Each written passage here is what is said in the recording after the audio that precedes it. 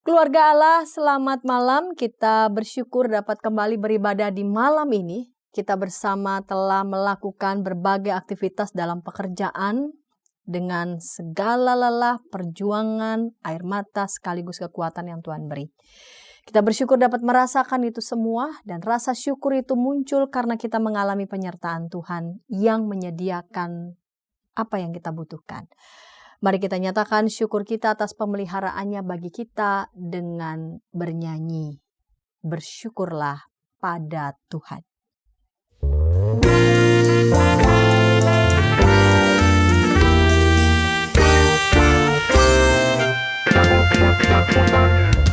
Bersyukurlah pada Tuhan, serukanlah namanya, bernyanyilah bagi Tuhan, mari bermazmurlah. Pujilah Tuhan, hai jiwaku, pujilah namanya. Aku hendak bernyanyi seumur hidupku.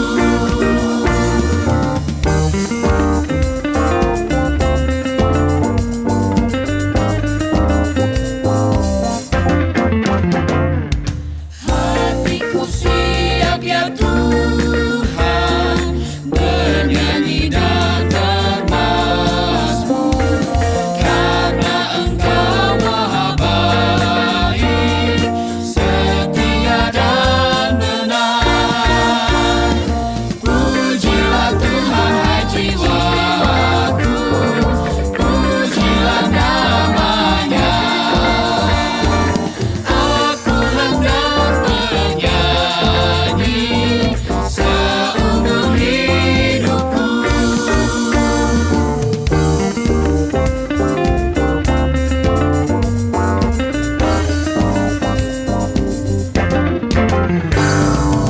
Aku hendak mengagungkan Allahku dan Rajaku, dan memuliakan namanya untuk selamanya. Pujilah Tuhan, hai jiwaku, pujilah namanya. Aku hendak bernyanyi seumur hidupku, seumur hidupku, seumur hidupku. Kita berdoa. Ya Tuhan kami, malam hari ini kami menyatakan syukur kami dengan bersama-sama beribadah dengan saudara kami seiman di berbagai tempat, sekalipun kami tidak mengenal secara personal satu dengan yang lain, namun satu hal yang kami yakini bahwa Engkau mempersatukan kami. Malam hari ini ya Bapa, kami percaya Engkau bimbing kami dalam kebaktian keluarga pada malam ini. Dalam Kristus kami berdoa. Amin. Apa yang ada pada benak Anda ketika dari layar televisi dan gawai kita melihat sosok pemimpin negara-negara dunia atau pengusaha-pengusaha besar dunia? Kita akan berdecak kagum melihat mereka. Namun kita akan lebih berdecak kagum melihat sosok yang sangat terhormat, terpandang, juga memiliki kuasa, namun mengisi hari-harinya dengan berbagi-bagi sesama. Seorang pribadi yang memiliki kekuasaan yang absolut atas ciptaan ini dan atas hidup serta mati kita menjadi teladan yang pantas kita kagumi, kita hormati dan kita agungkan. Di tengah sebagian orang yang condong memamerkan kekuasaan, tetapi Yesus Kristus Tuhan kita melakukan hal yang sebaliknya. Ia justru berkurban bagi kita. Kolose 1 ayat 20, dan melalui dialah Allah memperdamaikan segala sesuatu dengan dirinya, baik yang di bumi maupun yang ada di surga, sesudah ia mengadakan pendamaian dengan darah salib Kristus. Mari kita bernyanyi sebelum merenungkan firman Tuhan, Mazmur 46.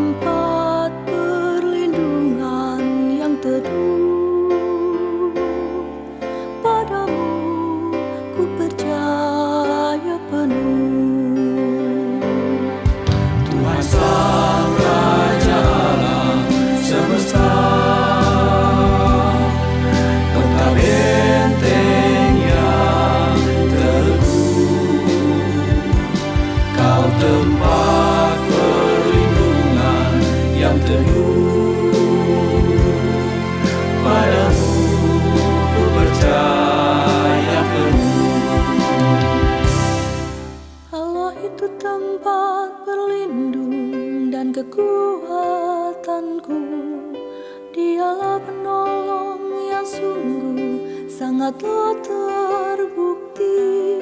Walau bumi dan laut bergelora, bumi pun goncang, ku tak takut sebab Allahku beserta.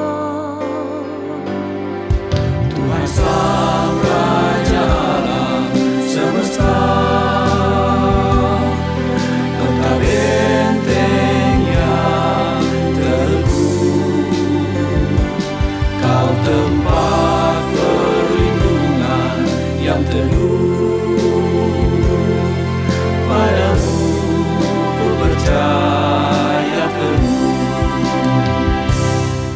Kota Allah tempat berdiam yang maha tinggi.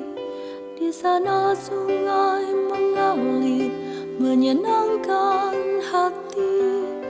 Karena Allah ada di dalamnya, kota tak goyah. Allah pasti akan menolong selalu. Tuhan Sang Raja alam semesta, kota benteng yang teguh, kau tempat perlindungan yang teduh.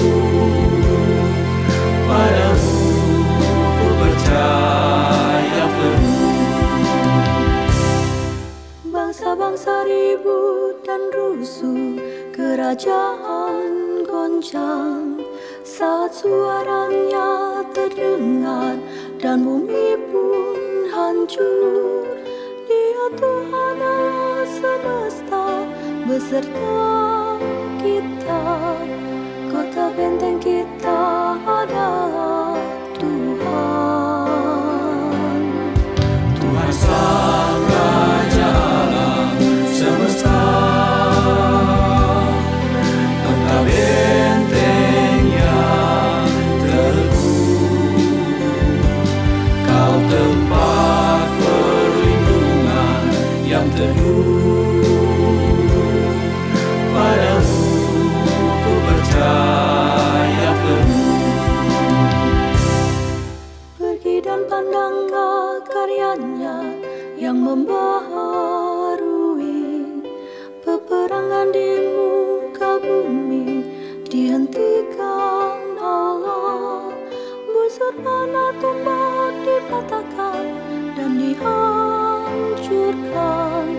Nama Tuhan pun ditinggikan di bumi. Tuhan Sang Raja alam semesta, kota benteng yang teguh, kau tempat perlindungan yang teduh. Padamu ku percaya penuh. Mari kita berdoa. Tuhan yang begitu baik bagi kami menyatukan hati mau mendengarkan firman-Mu. Kiranya Tuhan menuntun kami, memberi kami hikmat dalam kuasa Roh-Mu yang kudus. Berfirmanlah, kami sedia mendengarkan. Di dalam Yesus Kristus kami berdoa. Amin.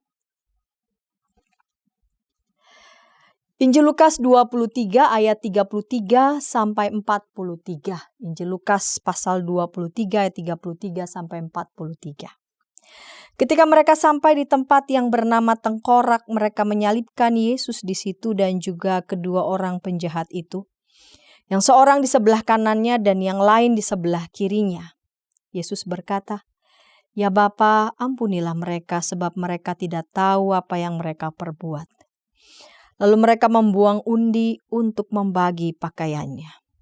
Umat berdiri di situ dan melihat semuanya. Tetapi pemimpin-pemimpin mengejek dia, katanya, "Orang lain ia selamatkan, biarlah sekarang ia menyelamatkan dirinya sendiri. Jika ia adalah Mesias, orang yang dipilih Allah." Juga prajurit-prajurit mengolok-olok dia sambil maju dan menawarkan anggur asam kepadanya dan berkata, "Jika engkau raja orang Yahudi, selamatkanlah dirimu." Juga ada tulisan di atas kepalanya, inilah raja orang Yahudi. Salah seorang penjahat yang digantung itu menghujat dia, katanya, "Bukankah engkau Mesias? Selamatkanlah dirimu dan kami." Namun yang lain menegur dia, "Tidakkah engkau takut kepada Allah sebab engkau menerima hukuman yang sama? Kita memang selayaknya dihukum sebab kita menerima balasan yang setimpal dengan perbuatan kita. Tetapi orang ini tidak berbuat sesuatu yang salah." Lalu ia berkata, "Yesus, ingatlah aku apabila engkau masuk ke dalam kerajaanmu." Kata Yesus kepadanya, "Sesungguhnya aku berkata kepadamu, hari ini juga engkau akan ada bersama-sama dengan aku di dalam Firdaus." Orang lain ia selamatkan, biarlah sekarang ia menyelamatkan dirinya sendiri. Ini adalah kata-kata prajurit Romawi yang sedang mengejek Yesus. Mereka pasti bingung menyaksikan seseorang yang dikenal oleh orang lain sebagai raja orang Yahudi justru tergantung di kayu salib dan disalibkan. Kok bisa? Penyaliban ala Romawi yang hanya diperuntukkan pada orang-orang kelas bawah dan bukan pada warga negara Romawi. Orang-orang dari kelas atas tidak diperlakukan dengan keras dan tentu saja tidak mungkin dipermalukan di depan umum. Jika memang Yesus adalah bangsawan yang sejati, ia tidak akan disalibkan. Bahkan jika Yesus berakhir di kayu salib, harusnya ia memiliki pengaruh dan kuasa untuk mengamankan pembebasannya. Jadi mereka yang mengejek Yesus karena jelas bagi mereka Yesus dalam kondisi yang demikian tidak mungkin menjadi seseorang yang diklaim oleh sebagian orang, entah sebagai Mesias atau sebagai raja. Figur Yesus sebagai raja dan pemerintahannya yang sangat bertolak belakang dengan yang dipersepsikan oleh raja-raja dunia dengan pemerintahannya. Raja dengan segala kekuatan, kekuasaan dengan berbagai macam cara mempertahankan kekuasaannya dengan berbagai macam permainan perebutan kekuasaan. Para raja penguasa tampil dengan kekuasaan yang dikdaya, menguasai ini dan itu.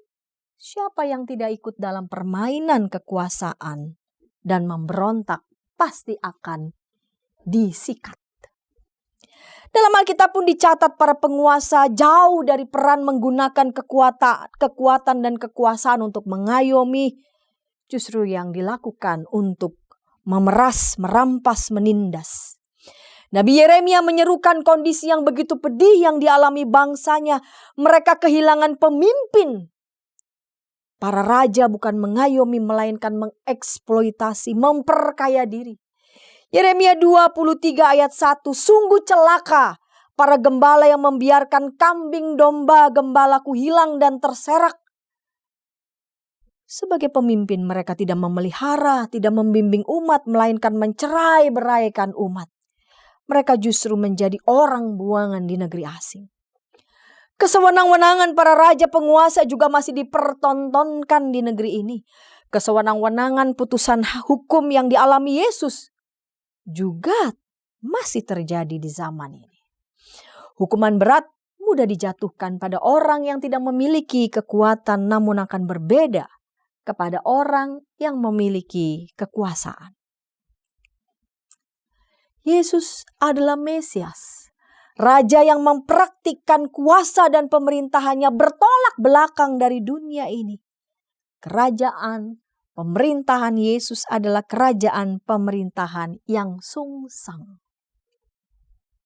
Yang terbalik. Apa maksudnya?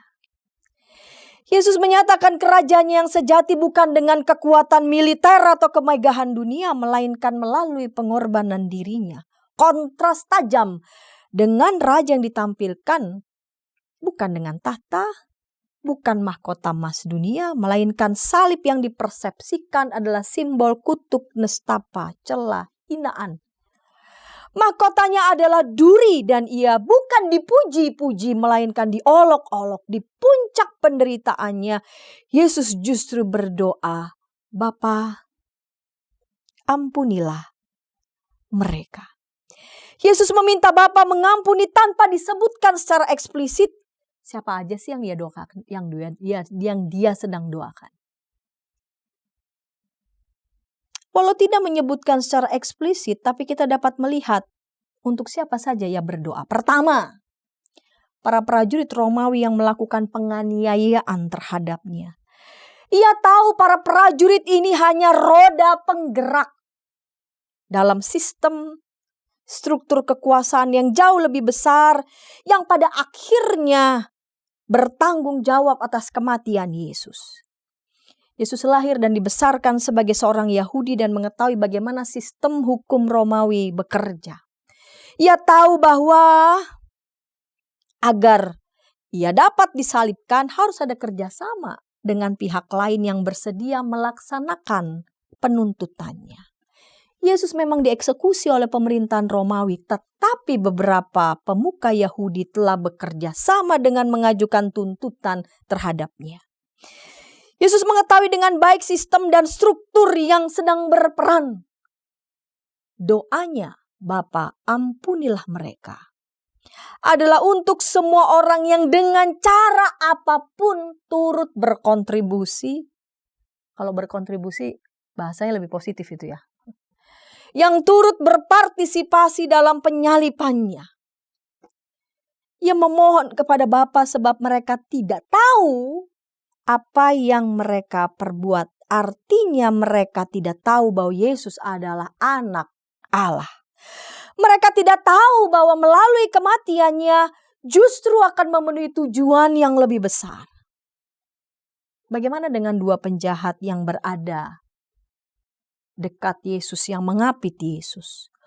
Lukas berfokus pada bagaimana para penjahat ini memposisikan diri mereka di hadapan Yesus saat dalam keadaan bersalah. Penjahat pertama bergabung bersama dengan yang lain yang ikut menolak dan mengejek Yesus dan menuntut agar Yesus menyelamatkan mereka semua dari penyalipan. Penjahat yang bersalah itu mengejek Yesus yang tak bersalah. Injil Lukas menyajikan bahwa tindakan penjahat ini sebagai bentuk penghinaan serius terhadap Yesus. Dia sedang menghujat Yesus. Penjahat kedua meminta sesuatu yang kontras dengan yang dimintakan oleh penjahat pertama. Penjahat kedua menerima dengan tulus identifikasi Yesus sebagai raja. Ayat 42, Yesus, ingatlah aku apabila engkau masuk ke dalam kerajaanmu. Ia menyapa Yesus, ia menyapa langsung dengan namanya. Bukan dengan sebutan yang sarkastis, contohnya raja orang Yahudi. Dan meminta, ingatlah aku apabila engkau masuk ke dalam kerajaanmu. Kita tidak persis mengetahui bukan apa yang ada dalam pikiran penjahat yang kedua ini saat menyebut kerajaanmu. Kerajaan seperti apa yang dia bayangkan? Bagaimana dengan kita? Gambaran seperti apa yang ada di kepala kita tentang kerajaan Allah? Dalam Lukas 4 ayat 43, namun ia berkata kepada mereka, untuk kota-kota lain juga aku harus memberitakan Injil kerajaan Allah. Sebab untuk itulah aku diutus. Masih di pasal 4. Pada ayat sebelumnya ketika Yesus masuk ke rumah ibadat lalu berdiri untuk membaca, kepadanya diberikan gulungan kitab Nabi Yesaya, ia membukanya dan menemukan nas. Roh Tuhan ada padaku, karena ia telah mengurapi aku untuk menyampaikan kabar baik kepada orang-orang miskin. Ia telah mengutus aku untuk memberitakan pembebasan kepada orang-orang tawanan dan penglihatan bagi orang-orang buta. Untuk membebaskan orang-orang tertindas, untuk memberitahukan tahun rahmat Tuhan. Sebagaimana Allah mengampuni mereka, saya dan para sahabat juga diampuninya. Allah pun tahu bahwa kita semua adalah produk dari struktur, produk dari bentukan sosial yang bisa saja mempengaruhi pikiran dan keyakinan kita memandang orang lain. Mana yang dianggap, mana yang dipandang secara sosial, ras, etnis, kebangsaan, identitas-identitas lain. Allah pun mengetahui walau kita adalah produk dari pembentukan itu semua, tapi kita tidak pernah bebas dari tanggung jawab atas setiap tindakan kita. Namun Allah berkenan mengampuni kita. Diampuni berarti Allah mengampuni kita dan memberikan kita kekuatan dan tekad untuk menjalani hidup yang baru. Dalam seluruh pelayanannya ia menghadirkan nilai-nilai kerajaan Allah yang sungsang. Yang terbalik dari nilai-nilai kekuasaan yang dipraktekkan oleh banyak penguasa di negeri ini, di sepanjang zaman ini. Ia menghadirkan pembebasan, kuasa yang ada di dalam dirinya bukan dipakai untuk menekan, menindas, merampas hidup orang lain, melainkan yang Yesus lakukan justru memberi diri berkurban, bukan karena minta validasi, tapi ia lakukan karena kepenuhannya. Dia memberi kehidupan, dengan berkurban ia justru memberi kehidupan. Dia berkurban agar kita diberi kehidupan yang baru, menjalani kehidupan yang baru. Setiap wewenang yang dipercayakan pada kita mestinya tidak dipakai untuk petantang-petenteng menakuti orang. Klakson gede menakuti orang. Contoh, membungkam orang lain, merampas hidup orang lain yang sering dipraktekkan di jalan-jalan, pun di institusi pendidikan, agama, pemerintahan, dan sebagainya. Saya dan saudara punya kok contoh, punya kok teladan.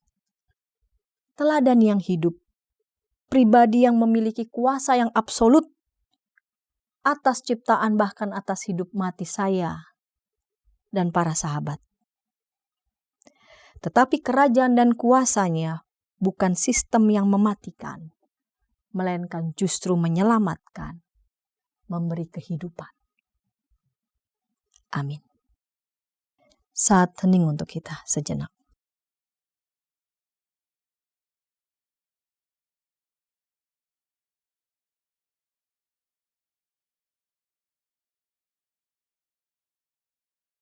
Bila ada di antara anggota keluarga Allah yang ingin didoakan, sila menghubungi kami di nomor 081281889191. Tim doa kami akan mendoakan saudara. Mari berdoa.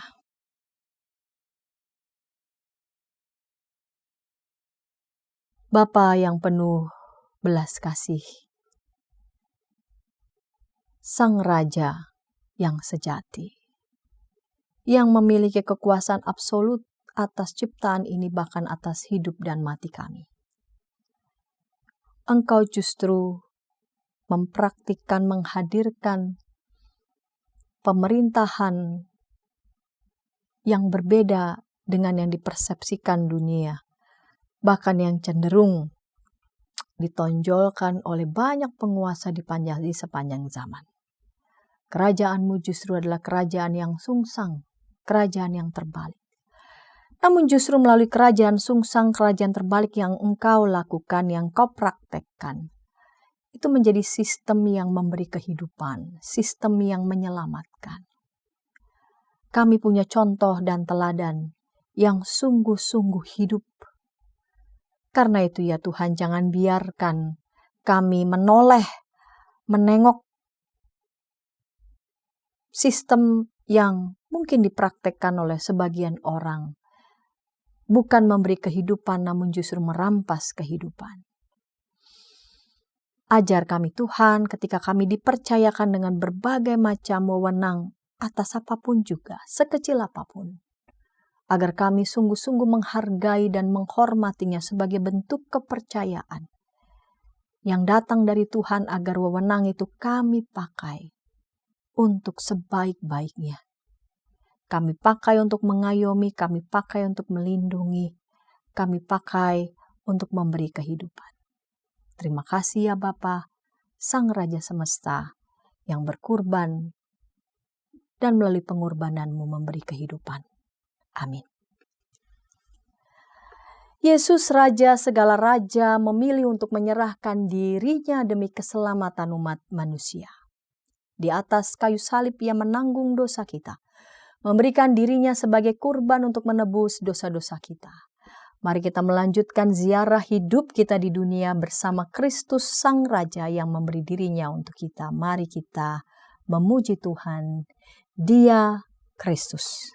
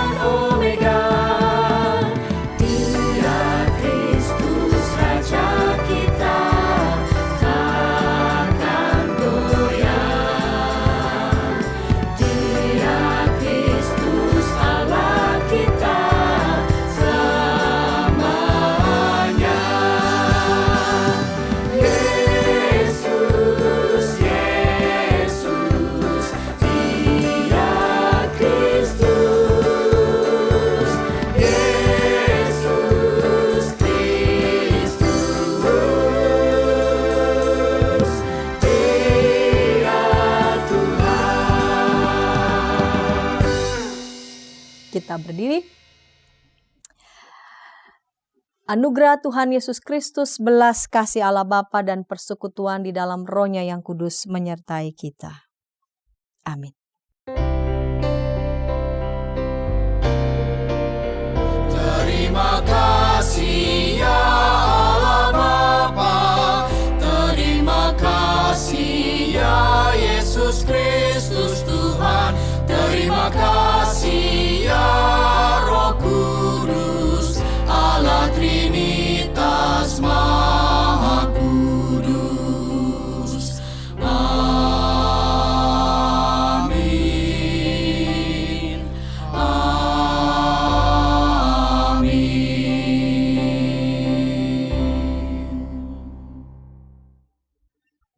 Silakan duduk, kita saat teduh sejenak.